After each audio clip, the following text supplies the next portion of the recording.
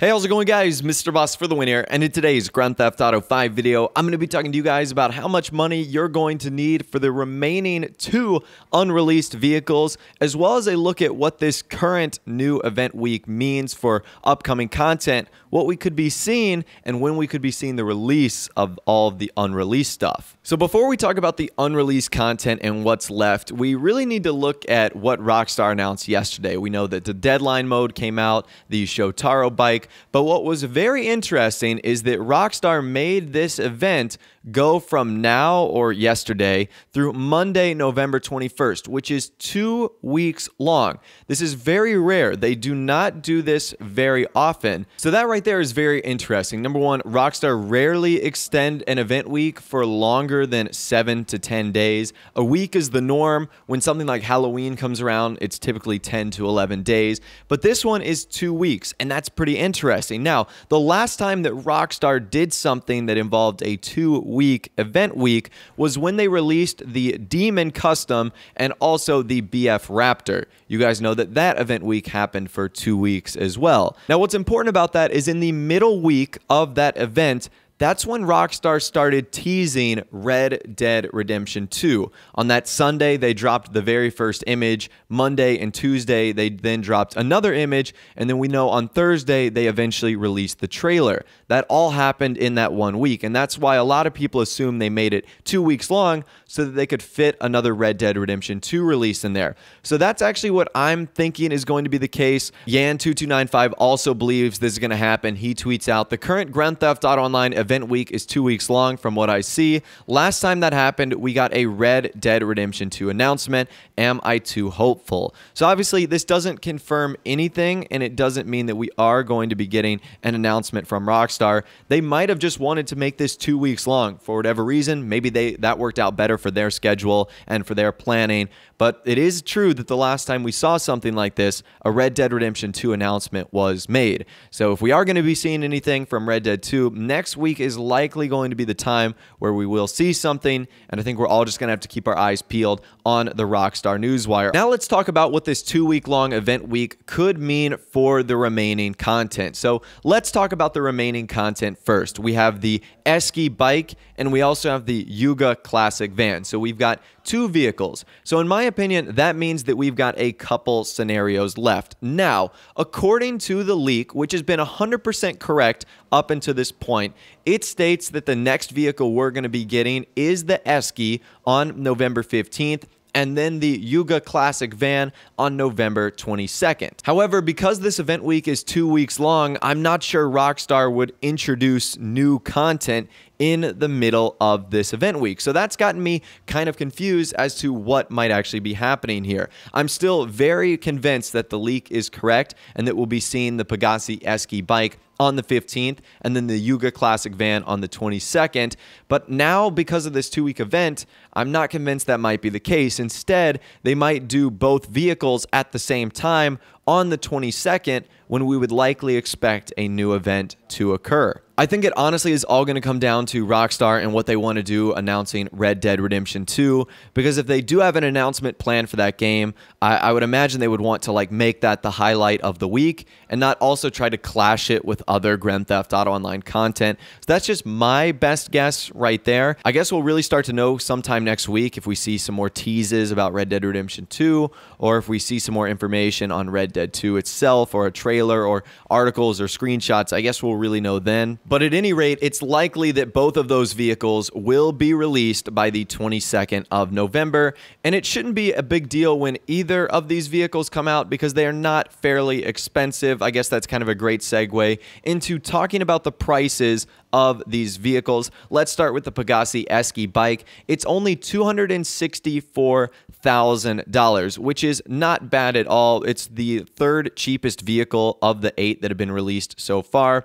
So that price is not bad. And then the 2nd cheapest vehicle of them being released to this date is going to be the Yuga Classic, coming in at $195,000. Now, that is just the base price for each one of those vehicles. Obviously, if you do any sort of customization in the LSC, you're going to increase the price itself. The Esky has an okay amount of customization, and the Yuga Classic has a ton of customization. So you could easily add $100,000, $200,000, maybe $300,000 worth of customization on top of these vehicles and on top of those prices. So the Esky could be anywhere from $264,000 to $464,000, Yuga Classic $195,000 to anywhere from $395,000, all depending on the prices you want. Now, something very interesting, you guys remember that the original price of the Shotaro was $2.375 million in the coding of the game. Well, we know that that's not the price of it that is actually released.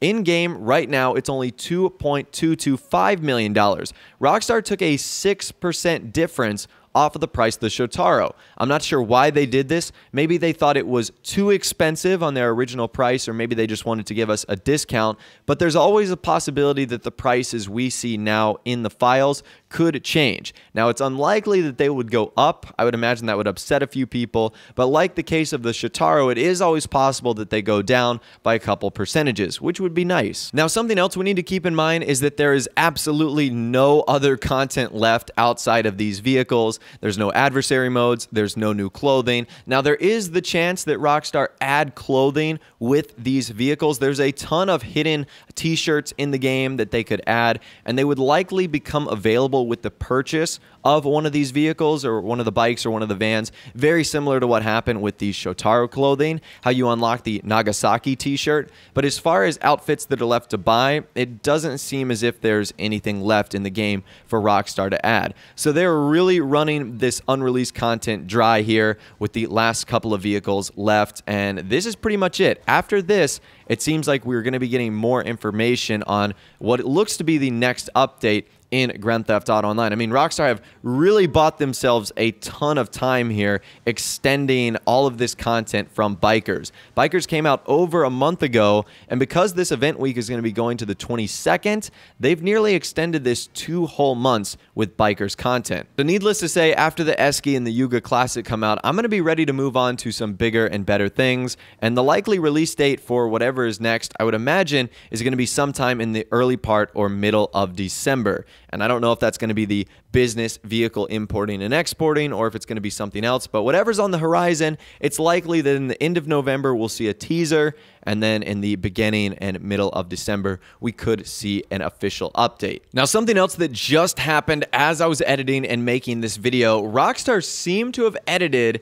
a test branch of QA Beta, which we obviously know is related to Grand Theft Auto Online DLCs. So if we go to the Steam database info page, which I'll leave a link to in the description, you can see that the last record update of Grand Theft Auto 5 was just about 2 hours ago, and a new branch was added, which is called Nick Test Branch. Now, what's very interesting about this Nick Test Branch is the last time Rockstar updated it, we received a new update the day after. So that would be tomorrow, Thursday. The last time Rockstar added a DLC on Thursday would be the January 2016 update, where they added the Drop Zone Adversary Mode, and when they also added the 2 Benny's vehicles into the game, that being the Sultan RS and the Banshee 900R. Now, this absolutely doesn't confirm anything like that is going to happen. It could obviously be prepping for the December update or an update sometime down the line, but I thought this was very, very interesting. Now, one of the things that was actually pointed out to me by FunMW2 is that the bosses of Rockstar Games, Sam and Dan Houser,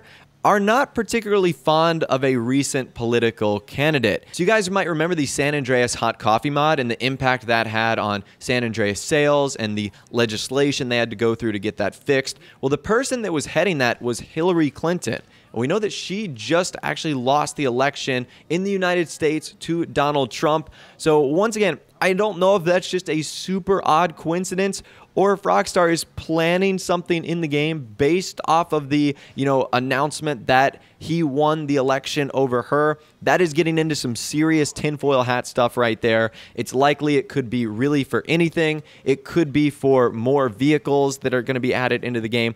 I really don't know. I'll leave a link to that in the description if you do want to check it out for yourself. But it's always interesting when Rockstar update these quality assurance beta branches of Grand Theft Auto Online, because one thing for sure, it means that new content is likely coming very, very soon. So anyways, that's all the information that I have for you guys in this video today. I know it was a lot to take in. We talked about the prices, the possible timeline, and I don't know what this new information could do in terms of spinning things in another direction. At this point, Rockstar can do really whatever they want. So basically what I've stated in this video is just a good outline or a good look at what could possibly happen. But it's very interesting. Does that mean a secret DLC is in the works and we might have just actually figured out about it? That could be incredibly interesting if something does release tomorrow. So we are going to have to keep our eyes and our ears peeled for whatever Rockstar could be releasing. And one more thing before we go, I want to give you guys a quick reminder that I have a shark card giveaway going on right now for the Shotaro and some of the Tron outfits. So hopefully this can help you out. It's $1.25 million. I will also leave a link to that in the description so you can check it out for yourself. That's going to be ending tomorrow, so I just wanted to give you guys one quick reminder that that is happening before it does actually end.